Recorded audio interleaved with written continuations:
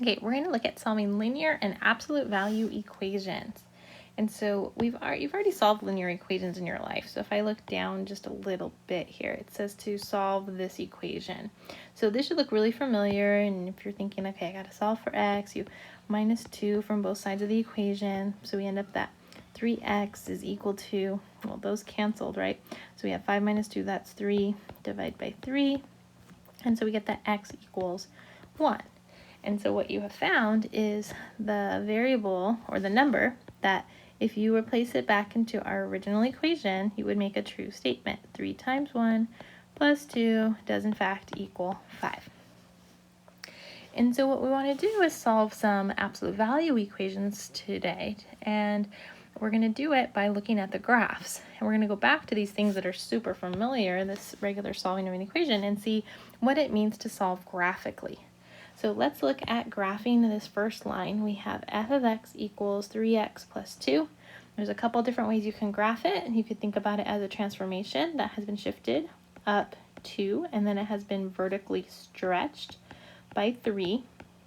You can also think about that lines. Anytime you see this linear equation, they're of the form y equals mx plus b, where the number in front of the x is the slope and b is the y-intercept. So if I graph this first guy and it says a y-intercept up 2 or up 2, I would have this point 0, 2 on my graph. And then to have the slope being 3 or 3 over 1, that's our stretch. So you can go like right 1 over 3. That's the same as a slope rising up 3 spaces over 1. And I'm going to continue that if I go up 1, 2, 3 over 1. I know I'm off my page, but at least I can try and draw a straight line, or I can go down 3 spaces over 1, just try and get a few more points on here. And so I have this nice, pretty straight line, and that's my first function, f of x, which happens to be the left side of the equation that we were previously solving. So then what we want to do is look at the next line, which is g of x equals 5. Now this guy does not have a y, does not have an x, so there's going to be a slope of 0, and the y-intercept is 5, so 1, 2, 3, 4, 5. What that means is we have a horizontal line at 5. This is really saying like y equals 5. Our outputs are always 5. And so you can see the point where these lines are intersecting is right here, which the coordinates of that are 1, 5. And so if I ask you what's the x value where they intersect at, you would say when x is equal to 1. So one other way to interpret this equation that we're so used to solving is really saying when does the left side, which is that line 3x plus 2, equal the right side, which is 5. And it happens when x is equal to 1. That's where our two functions are intersecting. All right, let's try that again. So you should pause right now and try and graph these functions f and g. And let's see if we can find the point where they intersect at. Now that you've paused, let's graph these two lines. So the first one, I'm going to plot it at 0, 3. That's my y-intercept, or my movement up 3 spaces. My slope or my stretch is 2, so I'm going to go up 2 over 1. I'm going to continue to make that down 2 over 1, down 2 over 1, so I can try and draw straight.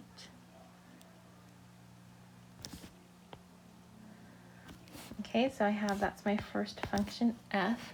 Now I need to graph function g, which is going to be down to -1 this time. And it's going to have a slope, or you could say a shrink of 2/3, but we can also just rise up 2 and run over 3. I think that might be the easiest here. So we go up 2 spaces, run 3, up 2 spaces, run 3. We go down 2 spaces, run 3. And so we're going to play connect the dots here. And so you can see that's my function g. And so now if I ask you, well, where do those two functions intersect at? You'll notice that they intersect right here, and that is at an x value of -3. And so now if we're going to go solve this equation where we're setting these two functions equal to each other, I already know the answer. It's going to be x equals negative 3. And so we can solve this just like we did in the last problem, but now we have an x on both sides, but that's okay. We're just going to move it over. If you really dislike fractions, we can actually try and clear the fractions first. Maybe that will be better for you. So to clear the fractions means I'm going to multiply by the LCD. My LCD is 3. That's the only denominator I see. So I'm going to multiply the left side by 3. And I'm going to multiply the right side also by 3 to maintain balance. So when the left side multiplies by 3, again, just clearing fractions, you may have seen this before, that's 6x plus 9 equals, when the 3 distributes over here, it's going to actually cancel with the 2/3 to make just a 2x. And then multiplying by 1 makes minus 3. So then we put our x's on the same side of the equation, move the 2x over, move the 2x over. We're going to get 4x plus 9 equals negative 3. Move the 9 over, move the 9 over. We get 4x equals negative 12. And if we divide by 4, we get x equals negative 3, just like we thought. So anytime that we want to find the solutions to an equation, if we want to do it by looking at the graph, really we're just trying to find the x value where they intersect. Which would make sense because what you're graphing is the set of all points that satisfy the equation. And so if you're trying to see where these two guys are equal, it should make sense that you're going to find that particular x value that happens to satisfy both equations. Okay, we're going to flip over to the next page and look at number 4. So now we're going to get a kind of away from the linear equations and look at the absolute value, and let's see what happens. So if I graph f of x equals absolute value of x, that's our basic function. At 0, 0, 1, 1, negative 1, you get 1. It turns everything positive. I'm going to draw this as straight as I can here. Okay, and so that is function f.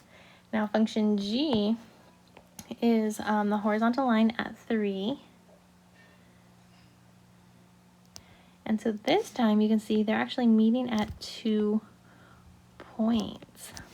And it looks like 1, 2, 3 at negative 3 and positive 3. And so what we have just done, without even knowing how to solve an absolute value equation, is come up with the two things that satisfy this, right? If I plug in a 3 in, absolute value of 3 does equal 3. If I plug that negative 3 in, that also equals 3. And so we've solved the equation. X is equal to 3 and negative 3. Now, if I ignore the graph and just focus in on the equation, we can also solve it mentally by thinking about what can you take the absolute value of that makes a y value of 3. Absolute value, remember, it just makes things positive. So if you plug in a 3, you still get 3. And now the big deal is that if you plug in negative 3, you also get 3. That's why we end up with having those two solutions. Okay, let's see if we can get these a little bit harder. Looking at question 5, you should pause it, try and graph function f and g, and see where they intersect at. So now that you tried, looking at function f, this is again absolute value, but this time it's been shifted to the right 2 spaces. So instead of being at 0, 0, it's going to be at 2, 0. And it still has the same structure, so right 1, up 1, left 1, up 1. I kind of continue, nice straight line there. And then also on the other side of my v, nice and straight line. And so there's my function f. Now function g is y equals 4, so that's horizontal through a y value of 4. And you can see they touch here, that's negative 2, and it also touches here, which would be 6. So it's happening when x is 6 and negative 2. Again, I can check these values. If I plug in absolute value of 6 minus 2, that's going to be the absolute value of 4, which does equal 4. If I plug in negative 2 minus 2 is equal to absolute value negative 4, which is 4 as well. So we found the two answers. It's when x is equal to 6 and negative 2. But think about what's going on. It's asking you that question again. The absolute value of what is 4? So our what could equal a 4, because the absolute value of 4 is 4, or our what could equal -4. And so our what that we're talking about is really that x minus 2. So we're saying either that x minus 2 could equal a 4, or that x minus 2 could equal -4 because of what absolute value does. So if I solve this, add 2, we get x equals 6, which was one of our answers that we had there. Add 2, we get x equals -2, which is our other answer there. So it looks like when we're solving these absolute value equations, we're always going to be getting 2 answers. Now, there will be some situations in which absolute value equation has no solution. Explain why you think that might occur. So think about that. So one time when that might occur, I'm going to try and think about my picture. Well, what if I have absolute value and my line's down below instead? That could happen. And so there's no intersection, so then there would be no solution. What about if we had something like, well, we could flip it over. We could talk about a reflection, but it's still going to be kind of the same picture. So basically, anytime that they're not going to intersect, we would end up having no solution. Okay, let's see what this might look like. So on number 7, we have a function f. It's got a lot of transformations going on this time. So we have a stretch by 3. We have a movement shifting to the right by 1. And we also have moving up 2. So if I'm going to sketch that guy, right 1 space and then up 2, puts him here. Now he's being stretched by 3. So that would mean move right 1 space and then go up 3 times where we normally would be. And it's going to be symmetric, doing that on the left side as well. So you could see that stretch, because normally the graph would just go right 1, left 1. And so we'd have something like that. So now we're going to be up steeper. And let's finish that sketch. And again, this is my function f. Now g of x is y equals -4, 1, 2, 3, 4, and so that's going to be all the way down here. And so you can see that these functions don't intersect, and so when it says where do they, we just say they don't. It's not happening. Sometimes we could say it's an empty set. There's no value that will work. Now if you're trying to solve the equation, let's see why, like just algebraically without looking at the graph, you would know that. So if I try and kind of isolate the absolute value by like moving the 2 over, that'll be 3 times x minus 1 equals -6, then divide by 3 because it's multiplied right there. We end up that the absolute value of x minus 1 equals -2. Now right there you should notice that something's wrong. Absolute value is always positive. We can't have this equal to a negative number. It just doesn't work. That's not the meaning of absolute value. So if you already did try this and you did find solutions, check them, and they won't work. And so are there any solutions? Nope, nothing that will work here. All right, let's see what's going on with 8. We have another absolute value function, and it's going to be shifting to the left 3 and down 1 space. So left 3, 1, 2, 3, and down 1. No stretching going on, so still basic structure happening. So there's my function f, and then function g is the line y equals -1, which would be horizontal through the y equals -1. And so this time, where do the two functions intersect? Well, they intersect right here, which is at x value of -3. Now this time we only have one solution. So looking over the past few pictures, the different things that can happen is you have your v where you touch twice, the v where you touch once, and then the v where it doesn't touch at all. So you can have either 2 solutions, 1 solution as we have here, or the 0 solutions we had just seen as well. Now if we're going to solve the equation, again try and isolate the absolute value, we have the absolute value of x plus 3 equals, oops, I need to go back, that shouldn't be plus 3. It should be plus 1, but we're going to get 0. So if you think about the absolute value of what can equal 0, well, the only thing that x plus 3 could be is 0. Previously, we said something like it could be the positive and the negative of it, but 0 is neutral. So we still get the same x equals negative 3. Okay, flipping over to the next page, you should pause and try some of these on your own. We're not going to do them by graphing, but you can think about what the graphs would look like.